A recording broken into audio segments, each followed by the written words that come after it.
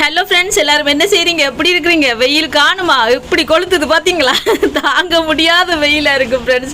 என்ன செய்கிறது? Okay friends, நேற்று இரவு என்ற சாப்பாடு என்ன தெரியுமா? எங்கிட்ட சாப்பாடு நேற்று அவிக்காத கோதுமை மா புட்டு தான் நான் அவிச்சேன் ஃப்ரெண்ட்ஸ். இது வந்து பச்சை மா புட்டுன்னு சொல்லுவோம்.